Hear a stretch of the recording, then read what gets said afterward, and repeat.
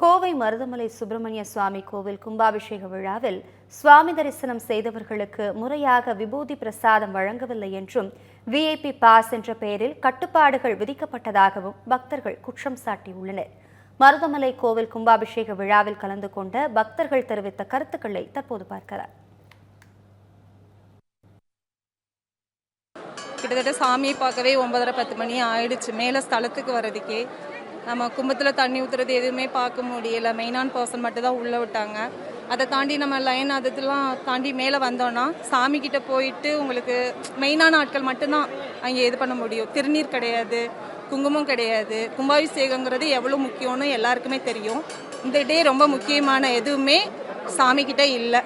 திருநீர் எதுவுமே இல்லை. கிட்டத்தட்ட திருநீர் வாங்க மட்டுமே 1.5 மணி நேரம் நின்றுருக்கேன் அந்த இடத்துல சைடில்.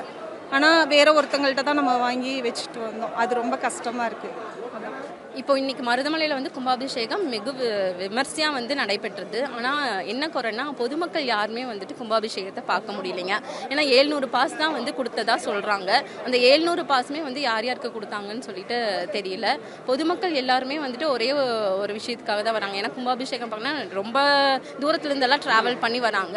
அவங்கெல்லாம் வரும்போது இங்கே கீழேயே பொதுமக்கள் எல்லாம் நிறுத்தி வச்சுட்டாங்க.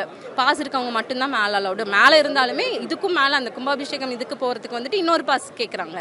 ஸோ அந்த மாதிரி இருந்தது கொஞ்சம் ஏமாற்றமாக இருந்தது. இன்னொன்று சாமி தரிசனம் பண்ணவங்களுக்கு ஒரு விபூதி கூட கொடுக்கல. அதுவும் கொஞ்சம் ஏமாற்றமாக இருந்தது. பாருங்க, சாப்பிடாம மயக்க மட்டும் கீழே நான் விழுந்து தான் வரேன். அவங்க அப்பாவும் கையை பிடிச்சி எடுத்து நீ 50 ரூபா டிக்கெட் வாங்கிட்டு தான் நீ போகணுன்றாங்க. கும்பாபிஷேகத்தில் டிக்கெட் வாங்கக்கூடாதுங்க. அவங்க நம்ம இஷ்டப்பட்டு உண்டியில் காணிக்கு போடுவாங்க.